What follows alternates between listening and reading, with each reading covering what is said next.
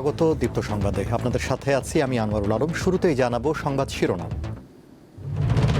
Rohingya camp পরিদর্শন করলেন যুক্তরাষ্ট্রের বিশেষ দূত সার্জিও গোরে, সেবা কার্যক্রম পর্যবেক্ষণ।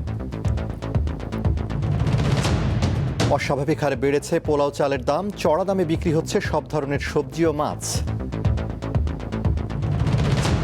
মরক্কো থেকে একদিনে স্পেনে ঢুকে পড়েছে ৪৯,০০০ অভিবাসন প্রত্যাশী, নিহত বেড়ে ১৮।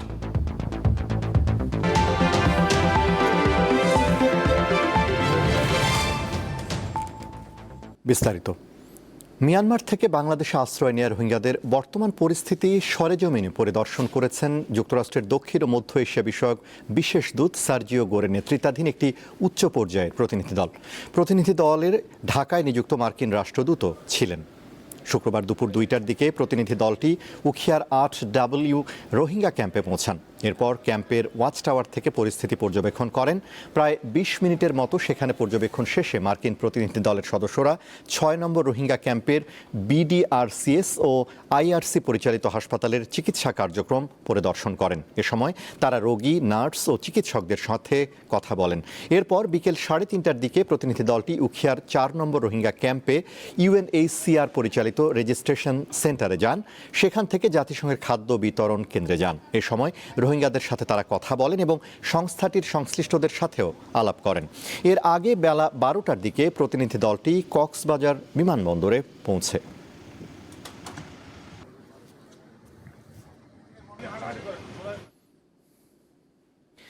ভারতের সাথে ঐতিহাসিক ছিটমহল বিনিময়ের ১১ বছর পূর্ণ হলো আজ। ২০১৫ সালের ৩১ জুলাই মধ্যরাতে বাংলাদেশ ও ভারতের মধ্যে মোট ১৬২টি ছিটমহলের বিনিময় ঘটে। ৬৮ বছরের বন্দিদশা থেকে মুক্তি পায় ছিটমহলগুলোতে বাস করা মানুষগুলো। তবে নাগরিকত্ব সহ নানা সুযোগ সুবিধা পেলেও কুড়িগ্রামের ফুলবাড়ী উপজেলার দাসিয়ার ছড়ার বাসিন্দাদের দাবি, এখনও তারা কাঙ্ক্ষিত প্রশাসনিক সুবিধা থেকে বঞ্চিত। তাদের দাবি দাসিয়া ছড়াকে একটি স্বতন্ত্র ইউনিয়ন ঘোষণার। ছিটমহল বিনিময়ের ১১ বছরে দৃশ্যমান জীবনযাত্রা পাল্টে গেছে বিলুপ্ত ছিটমহলবাসীর। দীর্ঘ ৬৮ বছর বন্দি জীবন কাটানোর পর তারা এখন যুক্ত হয়েছে উন্নয়নের মূলধারায়। আমাদের ছিটমহল বিনিময়ের পর আমরা মোটামুটিভাবে সকল সাইট, আমরা কমিউনিটি ক্লিনিক পেয়েছি, আমরা শিক্ষা প্রতিষ্ঠান পেয়েছি, রাস্তাঘাট পেয়েছি। এখন আমাদের এখানে মাধ্যমিক হয়েছে, উচ্চ মাধ্যমিক হয়েছে, আমরা এই কলেজে পড়াশোনা করতে পারতেছি। কিন্তু আমাদের এখন চাওয়া পাওয়া আরও কিছু আছে। শিক্ষা প্রতিষ্ঠানগুলো যেগুলো এমপিও করা হয়নি সেগুলো যেন এমপিও হয়। মানে দীর্ঘ বঞ্চনার পরে যে জিনিসগুলো আমরা পাইনি, দীর্ঘ ১১ বছর পর আমরা সেই জিনিসগুলো পেয়েছি। এই দৃশ্য কুড়িগ্রামের সর্ববৃহৎ ছিটমহল দাসিয়ার ছড়াতে। এখানে লোক সংখ্যা প্রায় ১৫,০০০-এরও অধিক। আমরা বিলুপ্ত ছিটমহলবাসী ৬৮ বছর বন্দি জীবন থেকে মুক্তি পেয়েছি। আমরা সবচেয়ে বড় যে বাংলাদেশের নাগরিকত্ব পেয়েছি, এটি আমাদের গর্ব এবং অহংকার। এবং ইউনিয়ন পরিষদ হলে এখানকার মানুষ নাগরিক সেবাটা সুষ্ঠুভাবে পাবে বলে আমাদের সকলের বিশ্বাস। সরকার একটা প্রত্যাশা দিয়েছিল, আমাদের আশা দিয়েছিল আমার এই দাসিয়ার ছড়াকে একটা স্বতন্ত্র ইউনিয়ন দিবি, কিন্তু আজ পর্যন্ত সেটা পাইলাম না। ১৯৭৪ সালের মুজিব ইন্দিরা চুক্তি অনুযায়ী ২০১৫ সালের ৩১ জুলাই মধ্যরাতে ১৬২টি ছিটমহল বাংলাদেশ এবং ভারতের মূল ভূখণ্ডের সাথে যুক্ত হয়। এর মধ্যে কুড়িগ্রাম জেলায় ১১১টি এবং ভারতের সঙ্গে যুক্ত হয় ৫১টি ছিটমহল। বিলুপ্ত ছিটমহল দাসিয়াছড়া থেকে মোহাম্মদ ইউনুস আলী, দীপ্ত সংবাদ, কুড়িগ্রাম। দেশ পরিচালনায় ব্যর্থতার দায় স্বীকার করায় নৈতিকভাবে সরকার ক্ষমতায় থাকার অধিকার হারিয়েছে বলে মন্তব্য করেছেন জাতীয় সংসদের বিরোধী দলীয় নেতা ও জামায়াতে ইসলামীর আমির ডাক্তার শফিকুর রহমান। শুক্রবার সকালে জাতীয় প্রেস ক্লাবে এক অনুষ্ঠানে তিনি এই মন্তব্য করেন। সম্প্রতি বিএনপির মহাসচিব মির্জা ফখরুল ইসলাম আলমগীরের দেওয়া বক্তব্যের প্রসঙ্গ টেনে তিনি আরও বলেন, সরকারের ৫ মাসে দুর্নীতি বন্ধ হয়নি। এমন পরিস্থিতিতে সরকারের ক্ষমতায় থাকার নৈতিক অধিকার নেই। এছাড়া গণভোটের রায় বাস্তবায়ন না করলে জনগণকে সাথে নিয়ে আন্দোলনের কথাও জানান তিনি।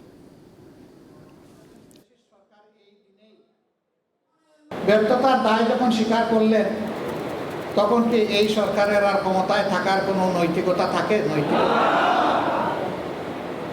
নৈতিক দিক থেকে সরকার তার অধিকার হারিয়েছে দেশকে পরিচালনা করার।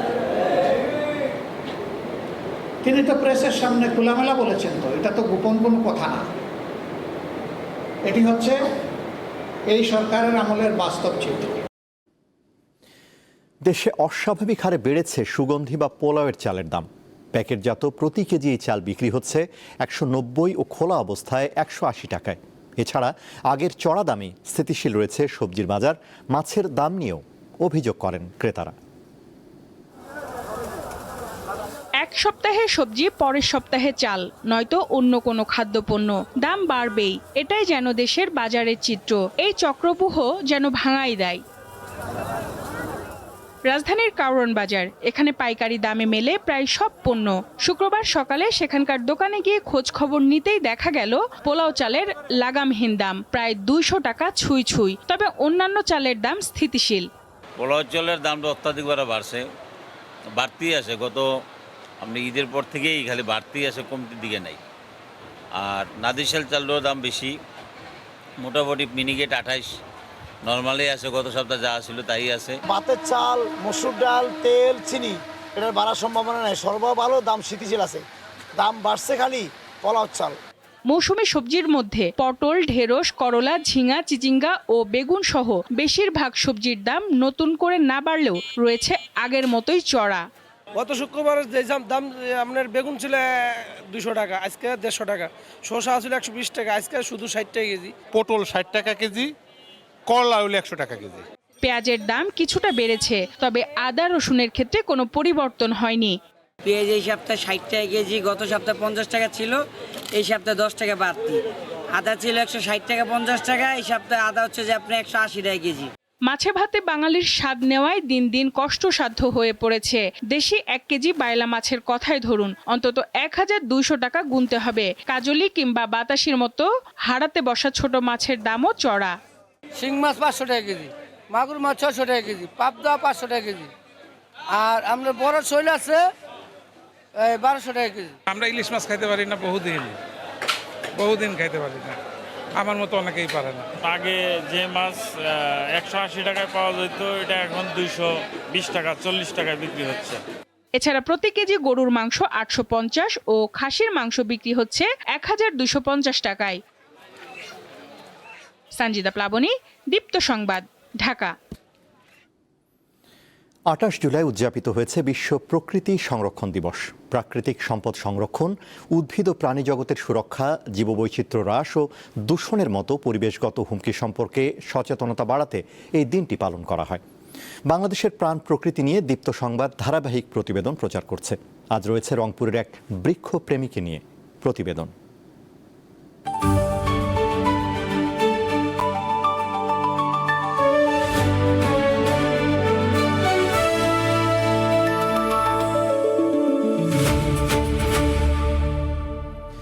এক মুঠো ভাত নয়, এক মুঠো অক্সিজেন চাই স্লোগানে 20 বছর ধরে গাছের চারা রোপণ করছেন দিনমজুর বাদশা। রংপুরের পীরগঞ্জের বাদশা মিয়া রোপণ করা গাছের ফলের স্বাদ নেন এলাকার সর্বস্তরের মানুষ। গাছের ছায়ায় বসে প্রাণ জুড়ায় পথচারীরা। এক মুঠো ভাত নয়, এক মুঠো অক্সিজেন চাই স্লোগানে 20 বছর ধরে বৃক্ষরোপণ করছেন দিনমজুর বাদশা মিয়া। আমরা আছি রংপুরের পীরগঞ্জের মিষ্টা গ্রামে। শুনতে চাই তার মুখ থেকেই তার এই বৃক্ষরোপণের গল্প। একটু শুনতে চাই যে কতদিন থেকে আপনি গাছ লাগান, শুরুটা কিভাবে হয়েছে? যখন চারার ব্যবসা করি তখন গ্রামগঞ্জে বহু গরিব দুঃখী পাওয়া যায়, পয়সা অভাবে নিবে পায় না। আমি তো এক গরিব, তা সত্ত্বেও আমি ওদের ঘরে বলি যে বাবা তোমাকে একটা গাছ আমি দেবো, আমাকে একটা তালা লাঠি দেওয়া লাগবে। হয়তো তারা সংগ্রহ করে দেয় বা দিবে চায়, আমি একটা গাছ গাড়ি দিই। এইভাবে গাঁতি তখন আলাদায় আমি নতুন বাড়ি পাই, ছেড়ে দেই, জুম্মা ঘরে দেই। সরকারও বলে যে গাছ লাগাও, দেশ বাঁচাও। আমার তো পরিধান নেই, আমার কোনো সম্পদে দেখছি না তো আমার বাড়ি। আম গাছ, কাঁঠাল গাছ, যেটা আমার মনে চায় আমি ভেতরে ভেতরে বসা দিয়েছি। আমার এটা ধান্দা, আমার অন্য কোনো কথাই ভালো লাগে না। চারটে আমি গাছ গাড়ব, আমি শান্তি। গত 11 জুলাই ঢাকার আব্দুল করিম সাহিত্য বিষয়ক মিলনায়তনে দ্বিজেন শর্মা পরিবেশ পদক 2025-এর বৃক্ষশাখা সম্মাননা পেয়েছেন বাদশা। এ সম্পর্কে তার অনুভূতি জানতে চাই আমরা। এই যে একটা প্রাইজ পানো, টাকা পানো, আমি আনন্দ। এই বয়সে আমার খুব কষ্ট হলে আমি এখন খুশি। এ যাবতে আমার গাছ নাহলে 30,000-এর কাছে গেছে। বয়সের ভারে বাদশা নুয়ে পড়লেও তার গাছগুলো এখন চিরযৌবনা। তার তেমন কোনো চাওয়া নেই, কিন্তু সরকার যদি তাকে পৃষ্ঠপোষকতা করে, তার হয়তো এই যে বৃক্ষরোপণের যে এক মুঠো ভাত নয় এক মুঠো অক্সিজেন চাই যে স্লোগানে যে তার বৃক্ষরোপণের কর্মসূচি, সেই কর্মসূচি কিন্তু অব্যাহত থাকবে, তিনি কিন্তু এটাও জানিয়েছেন। ফেরদৌস জয়, দীপ্ত টেলিভিশন। বাংলাদেশে ছাত্র জনতার অভ্যুত্থানে ক্ষমতাচ্যুত শেখ হাসিনাকে প্রত্যর্পণের বিষয়ে ঢাকার অনুরোধ নয়াদিল্লির সংশ্লিষ্ট কর্তৃপক্ষ খতিয়ে দেখছে। ভারতের কেন্দ্রীয় সরকারের পক্ষ থেকে পররাষ্ট্র বিষয়ক সংসদীয় কমিটিকে একথা জানানো হয়েছে। বৃহস্পতিবার সংসদীয় কমিটি তাদের প্রতিবেদন লোকসভায় উপস্থাপন করে। এই কমিটির চেয়ারপারসন কংগ্রেসের সংসদ সদস্য শশী থারুর। প্রতিবেদনে বলা হয়, বিদ্যমান আইন ও প্রচলিত প্রক্রিয়া অনুসারে শেখ হাসিনাকে প্রত্যর্পণের বিষয়ে বাংলাদেশের অনুরোধ সংশ্লিষ্ট কর্তৃপক্ষ খতিয়ে দেখছে। ভারত সরকারের পক্ষ থেকে আরও দাবি করা হচ্ছে, শেখ হাসিনাকে কোনো রাজনৈতিক কার্যক্রম চালানোর সুযোগ দেওয়া হচ্ছে না। ছাত্র জনতার গণ অভ্যুত্থানের মুখে 2024 সালের আগস্টে ক্ষমতাচ্যুত হয়ে পালিয়ে ভারতে আশ্রয় নেন শেখ হাসিনা। এরপর থেকে তিনি সেখানেই রয়েছেন।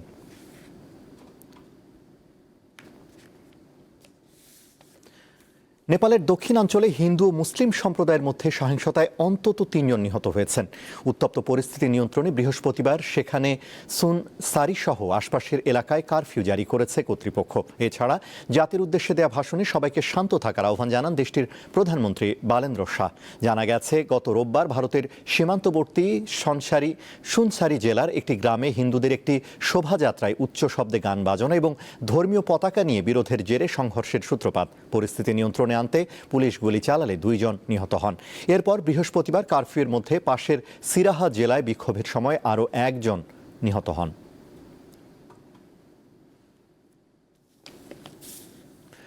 মরক্কো থেকে স্পেনের স্বায়ত্তশাসিত ছিটমহল সেউতায় পঙ্গপালের মতো ঢুকছে হাজার হাজার অভিবাসন প্রত্যাশী।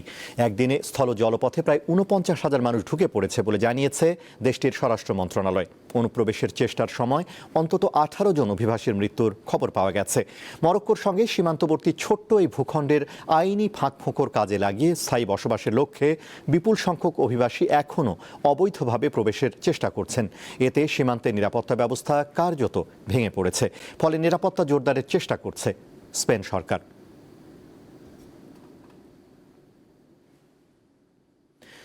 বিশ্বকাপ সহ নিজেদের টুর্নামেন্টগুলোর শেয়ার বা মালিকানা বেসরকারি বিনিয়োগকারীদের কাছে বিক্রির পরিকল্পনা নিয়ে তীব্র বিরোধিতার মুখে পড়েছে ফিফা।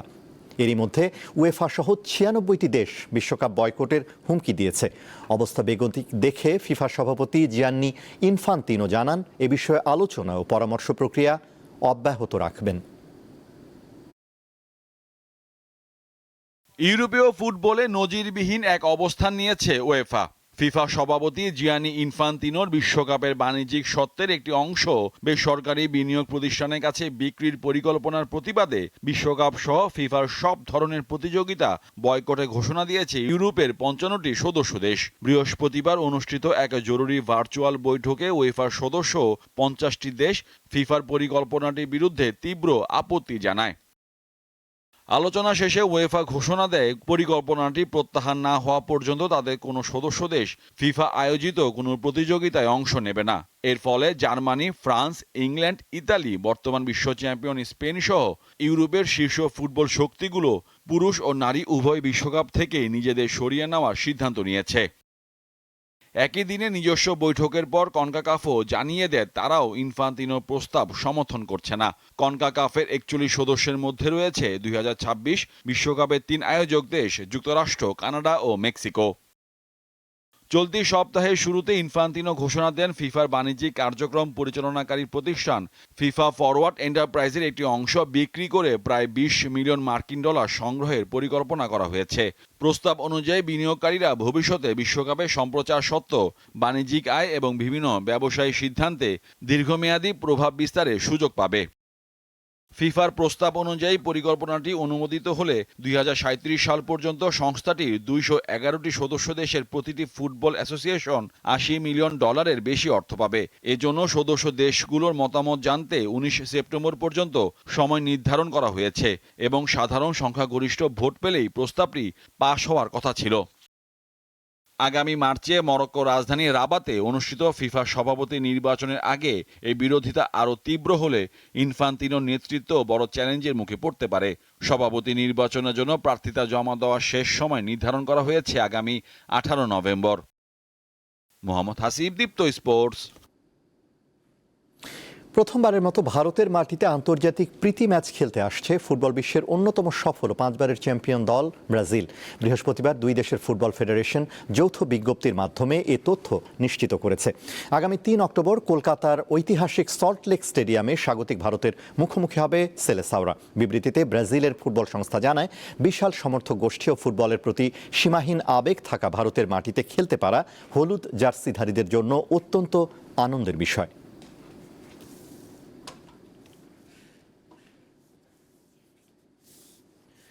শেষ করব দীপ্তর সন্ধ্যার সংবাদ, তার আগে সংবাদ শিরোনামগুলো জানাবো আরও একবার। রোহিঙ্গা ক্যাম্প পরিদর্শন করলেন যুক্তরাষ্ট্রের বিশেষ দূত সার্জিও গোরে, সেবা কার্যক্রম পর্যবেক্ষণ।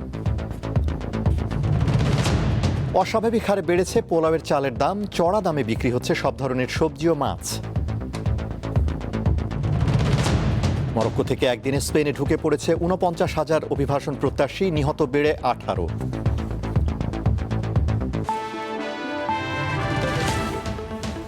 এই ছিল এখনকার মতো আমাদের পরবর্তী দীপ্ত সংবাদ রাত 11টায় দেখার আমন্ত্রণ। এছাড়া আরও তথ্য বিনোদনের খবর পেতে যুক্ত থাকুন দীপ্ত টিভির ডিজিটাল প্ল্যাটফর্মগুলোতে। ধন্যবাদ।